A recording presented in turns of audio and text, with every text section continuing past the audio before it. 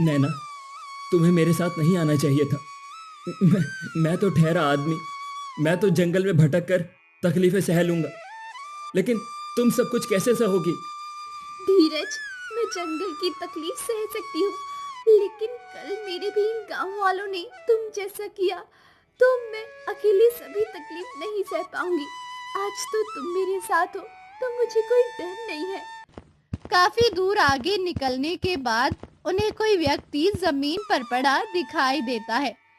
धीरज, ये देखो, रास्ते में कोई पड़ा है और वो दर्द से करहा रहा है। हाँ नैना, ये तो कोई दूर से आया हुआ व्यक्ति लगता है। हमें चलकर देखना चाहिए, इसे क्या हुआ है। फिर दोनों उस व्यक्ति के पास जाते हैं। पथिक, तुम कौन हो और तुम्हारी ये हालत कैसे हो गई? मैं मुझे किसी सांप ने काट लिया है। कृपया मुझे बचा लो। ठीक है पथिक, मैं अभी कुछ करता हूँ। अब धीरज वही जंगल में कुछ जड़ी बूटियां ढूंढने लगता है और आखिर में वो जड़ी बूटी गामा के पैर के ऊपर उस जगह लगाता है जहाँ सांप ने डंक मारा था। आ, आ, आ, आ, ऐसा लग रहा है मेरे शरीर से जहर बाहर निकल गया हो। अब मैं ठीक हूँ। अब गामा अपने बारे में सभी बातें बताकर आगे बढ़ जाता है और कुछ देर बाद नैना और धीरज भी सही जगह तलाशते हुए आगे बढ़ जाते हैं। फिर गामा राजमहल पहुंचता है। गुस्ताखी माफ हो महाराज, जो मैंने जबरदस्ती महल में आने की कोशिश की, लेकिन खबर ही ऐसी है। अगर मैंने ये खबर आपको नहीं बताई तो आज रात तक ये महल शमशान घाट में बदल जाएगा। भिखारी कहीं के, एक तो तूने जबरदस्ती महल में घुसने की कोशिश की, ऊपर से तू महाराज को पागल बना रहा है। मैं अभी तुझे कारावास में डलवाकर तेरी हड्डी पसलियां एक कर दूंगा। ठहरो सैनिक, हमें इस पथिक की बात सुननी चाहिए। हो सकता है ये सच बोल रहा हो और हमारे महल पर कोई विपदा आने वाली हो। शुक्रिया महाराज, जो आपने मुझे समझा। अब ध्यान से मेरी बात सुनिए। पड़ोसी राज्य के राजा ने गुप्त रूप से आज रात आपके महल पर आक्रमण करने की योजना बनाई है। अगर समय रहते रात तक पूरी तरह से युद्ध के लिए तैयार न हुए तो पूरा महल और यहाँ के वासी मौत के घाट उतर जाएंगे। गामा की बात सुनते ही राजा ने रात के युद्ध की तैयारी शुरू कर दी।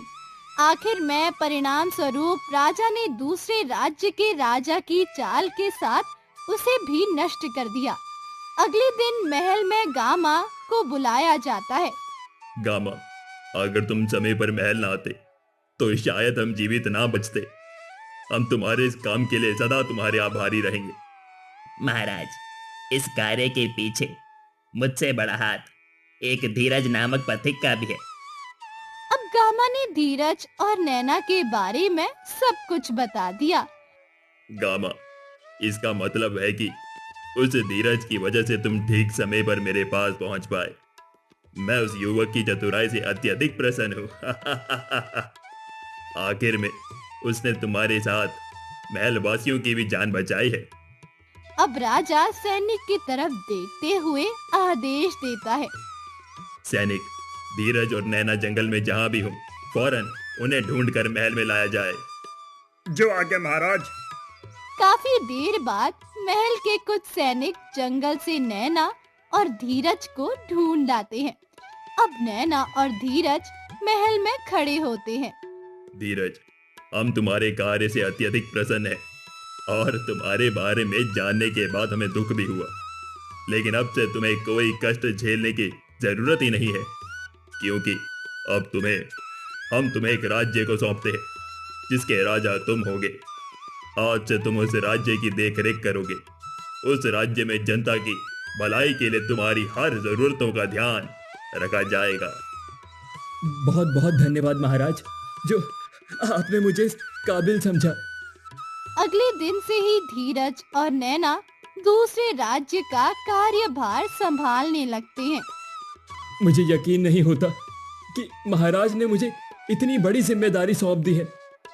धीरज, जो इंसान सच्चा होता है उसके साथ एक ना एक दिन भगवान अच्छा जरूर करते हैं।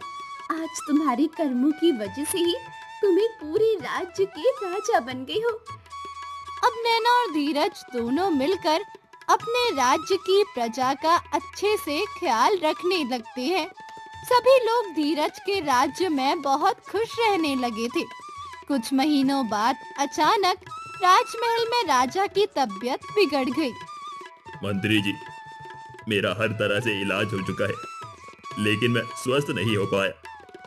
शायद अब मैं ज्यादा दिन तक जीवित न रह पाऊं। मेरी कोई संतान और पत्नी भी नहीं है। इसीलिए मैंने ये फैसला लिया है कि मेरे बाद इस राजमहल का राजा धीरज को बनाया जाए। ठीक है महाराज, जैसा आप उचित समझे, आपकी आज्ञा का पालन होगा। कुछ समय बाद राजा की मृत्यु हो जाती है और राजा की आज्ञा का पालन किया जाता है। नैना, अब हम दोनों को शादी कर लेनी चाहिए, क्योंकि मेरे बाद राजपाट संभालने के लिए मुझे वंश को आगे बढ़ाना है। धीरज, तुम जैसा जीवन साथी पाकर मैं धन्य हो जाऊंगी। राजा बनने के बाद भी तुमने मेरा साथ नहीं छोड़ा। मुझे पूर्ण विश्वास था कि तुम हमेशा हमेशा मुझे अपने साथ ही रखोगे, और आज मेरा वो सपना पूर्ण होने जा रहा है। इस तरह से दोनों की शादी हो जाती है। इन्हीं दिनों महाराज धीरज को खबर मिलती है कि करमपुरा गांव में बाढ़ आ गई है और वहां के कई लोग मारे जा चुके हैं। ये वही गांव था जहां से कभी धीरज को बाहर निकाल दिया गया था। मंत्री जी, हमने सुना है कि करमपुरा गांव में बाढ़ आ चुकी है और इस बाढ़ में कई लोगों के घर बह गए हैं। जी महाराज, आपने सही सुना है।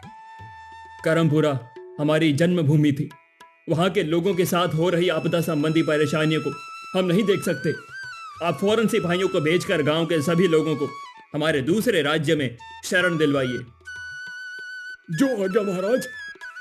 कुछ देर बाद सभी सिपाही गांव के लोगों के पास पहुंच जाते हैं। गांव के सभी लोग ध्यान से सुनो। ये संदेश महाराज धीरज का है। आप सब हमारे राज्य में शरण पा सकते हैं। वहां आपको घर, खाना और सुरक्षा मिलेगी। गांव वाले हैरान होकर एक दूसरे का मुंह देखने लगे। सैनिक, आपने जिस महाराज का नाम लिया वो कहाँ के रहने वाले थे? महाराज ने बताया था कि ये गांव उनकी जन्मभूमि है, इसीलिए वहां के लोगों की मदद करना चाहते हैं। सैनिक की बात सुनते ही गांव के सभी लोग शर्मिंदा होकर आपस में बातें करने लगते हैं। वही धीरज जिसे हमने मनहूस कहा था, वही आज हमें बचाने की सोच रखता है। हम लोगों ने उसके साथ बहुत बुरा किया और आज वही हमारी उम्मीद बन गया है। कुछ देर बाद सभी गांव वाले राज्य में न जाकर राजमहल जाना चाहते थे ताकि वे धीरज से माफी मांग सके। फिर धीरज ने उन्हें माफ कर दिया। इस तरह से गांव का अंधविश्वास खत्म हो चुका था। अब सभी लोग मिलजुल कर और खुशी खुशी रहने लगे थे।